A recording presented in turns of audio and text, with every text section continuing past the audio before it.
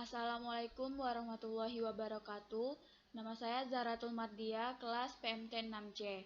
Baiklah, untuk memenuhi tugas komputer dan pemrograman, saya akan menjelaskan perangkat lunak komputer atau software. Pengertian perangkat lunak komputer atau software.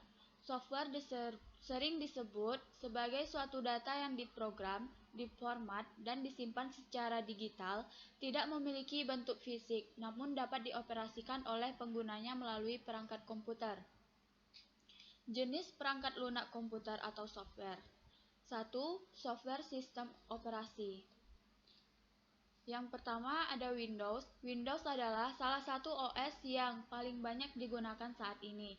Pada tahun 1990, Windows dikeluarkan pertama kali oleh perusahaan Microsoft Corporation yang dinamai dengan Windows 3.0 yang berbasis GUI. Ada banyak sekali versi yang dikeluarkan oleh Windows, tapi yang paling banyak digunakan belakangan ini yaitu versi Windows 7, Windows 8, dan versi terbarunya yaitu Windows 10. Windows sendiri menawarkan kemudahan cara pengoperasiannya bagi para user. 2. Microsoft DOS atau Disk Operating System. DOS adalah salah satu sistem operasi yang banyak digunakan oleh komputer IMB PC maupun oleh komputer yang kompatibel dengan OS Microsoft DOS. Mic-DOS di-launching pertama kali di tahun 1981. OS ini dibuat oleh Tim Peterson dari perusahaan Seattle Computer Product atau ISCT sebelum dikembangkan oleh Microsoft. Yang ketiga, Macintosh atau Mac OS adalah operating system yang diciptakan khusus untuk komputer Macintosh, serta OS ini tidak kompatibel dengan personal komputer yang berbasis IMB. Mac OS pertama kali dikenal secara publik pada tahun 1984. OS ini dibuat oleh Apple Computer. Yang keempat, Linux. Linux merupakan salah satu OS yang bertipe Unix modular. Linux diperkirakan dikembangkan sekitar tahun 1970-an hingga 1980-an. Linux menggunakan kernel monolitik. Perbedaan OS Linux di sistem operasi yang lain yaitu OS ini memiliki kernel dan komponen-komponen yang terbuka. 5. Unix.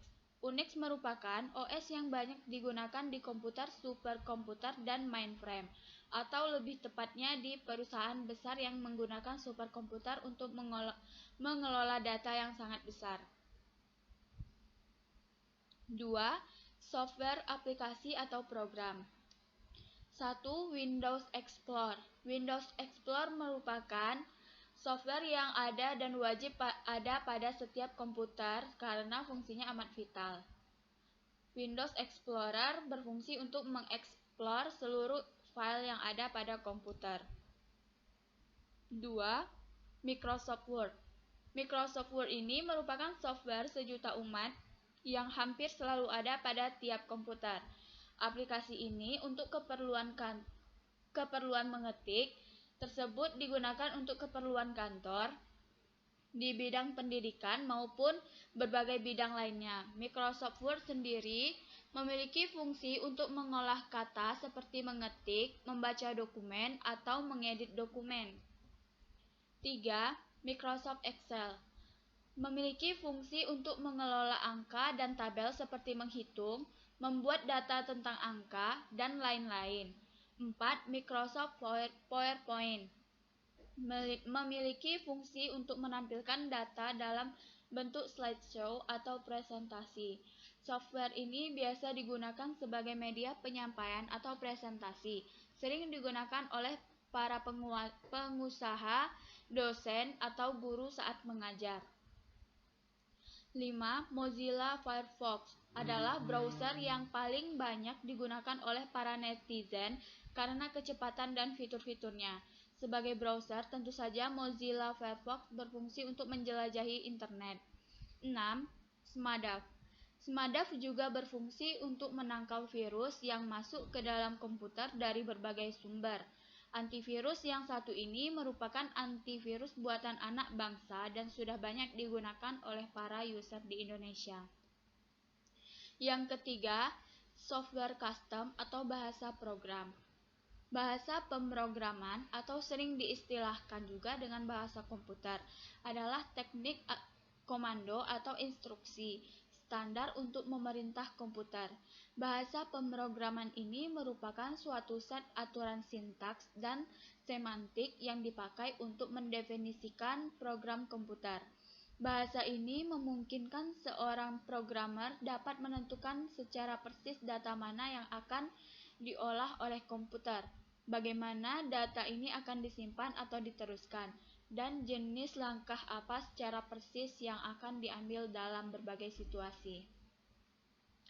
Baiklah, sekian penjelasan dari saya. Apabila ada kesalahan, saya mohon maaf. Wassalamualaikum warahmatullahi wabarakatuh.